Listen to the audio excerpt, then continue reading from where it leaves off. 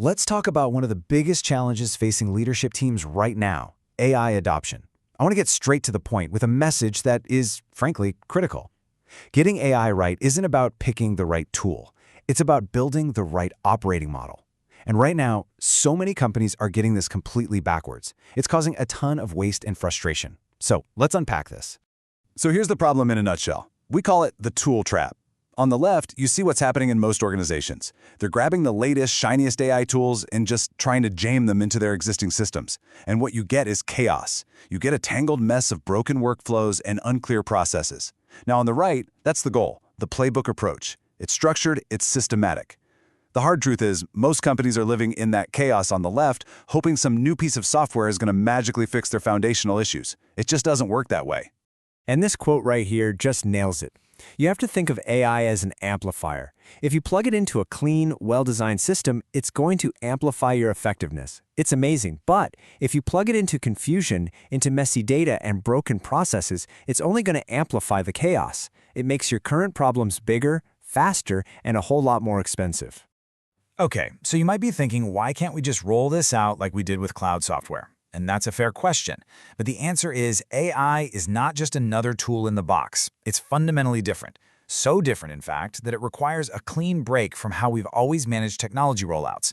We really need a whole new mental model for this. This slide really gets to the core of why it's so different. Think about your traditional software, your CRM or ERP. It's like a conveyor belt. It's rule-based, it's predictable, you tell it to do a task, and it does that exact task perfectly every single time. But an AI system, that's more like a nervous system. It's probabilistic, it's adaptive. It isn't just following rules, it's learning, it's making judgments. It's designed to help us humans navigate uncertainty. And that is a fundamentally different and way more powerful capability. So building on that, let's just look at what AI can actually do. We're talking about things that go way beyond just automating a simple task. AI can help us make better decisions. It can find insights in data that a human would never spot.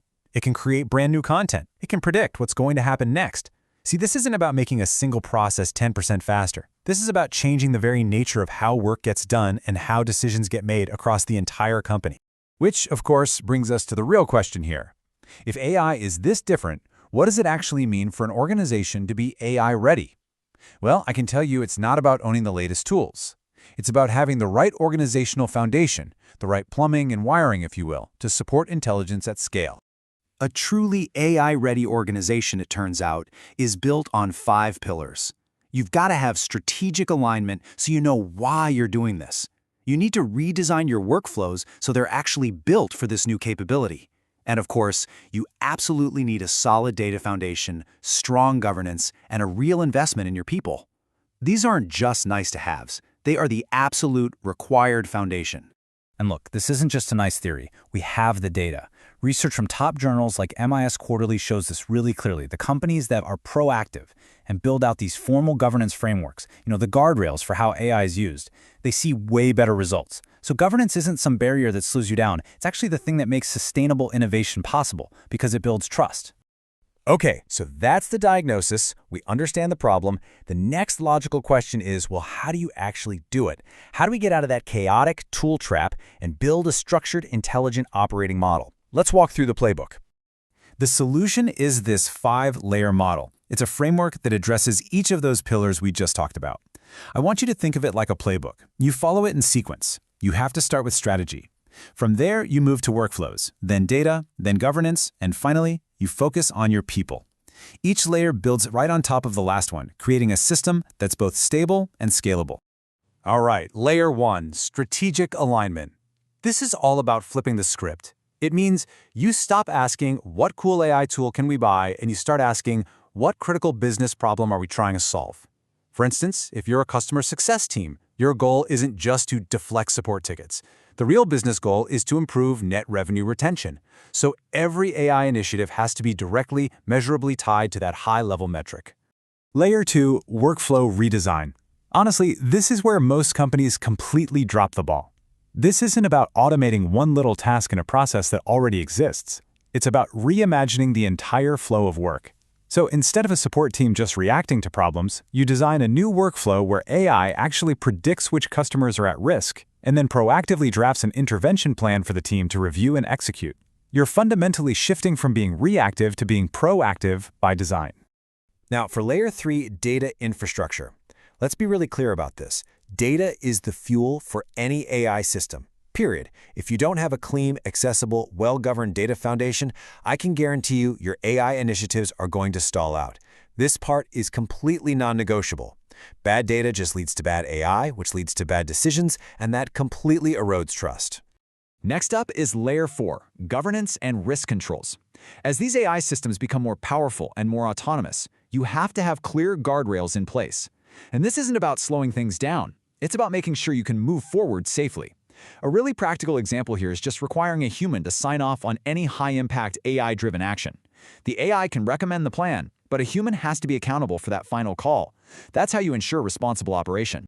And finally, we get to Layer 5, capability development. And this might be the most important layer of all. The technology is only half the equation. You could have the most advanced AI tool in the world, but it's worthless without skilled people who know how to use it, who know when to trust it, and, this is critical, who know when to question it.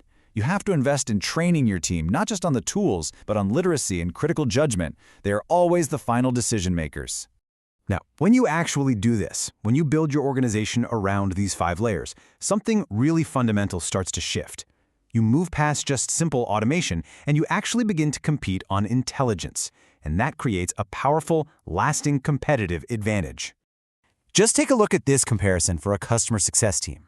The old traditional model is all reactive, right? You manage accounts, you track some scores, you react when a customer is about to churn. But the AI native model is proactive. You're orchestrating customer journeys, you're understanding the story behind the data, and you're preventing churn by design. It's a totally different ballgame. And check out what this does for the people on your team. In an AI native model, all that routine operational stuff, the administrative work, the forecasting, pulling data together, AI handles that. And what does that do? It frees up your people, your most valuable asset, to spend the vast majority of their time, maybe 70%, on high-value strategic work and actually talking to customers. You're not replacing them, you are elevating their role. This whole transformation, it happens along a maturity curve. Most companies start out in phase 1, just using AI to assist with a few simple tasks. Over time, they mature into phase 2, where they're using it for more strategic insights. But the real goal is phase 3, becoming truly AI native, where your entire business becomes a real-time learning system. And the key to moving along this curve, at every single step, is increasing your organizational clarity. So let's bring all this home. I want to leave you with a final mandate, a clear directive for every leader out there. The only path to success with AI requires you to prioritize discipline and education way ahead of speed and hype. This right here might be the most important thing to remember from our whole discussion. Real, effective AI adoption doesn't look flashy or chaotic. It actually looks kind of boring. And that's a good thing. It means you're using fewer, better integrated tools. It means your decision-making is crystal clear. It means you've actually documented your trade-offs, and you always have a human accountable for the outcomes. The real risk isn't moving too slow. It's moving forward without that discipline. So here's your final checklist. Number 1, AI literacy has to come before any major AI investment. Number 2, your executive team absolutely has to understand the system-level impacts of what you're doing. And number 3, always remember this: education creates leverage, but tools without literacy just create more fragmentation and more chaos. And I'll leave you with this final thought. In the end, the true competitive advantage isn't going to be the AI model you use. Everyone's going to have access to the same technology. The real, lasting advantage comes from building an organization that can learn, adapt, and improve faster than anybody else. Our goal here isn't just to build AI systems. The goal is to build intelligent organizations. And to do that always with responsibility at the very core of everything we do. Thank you.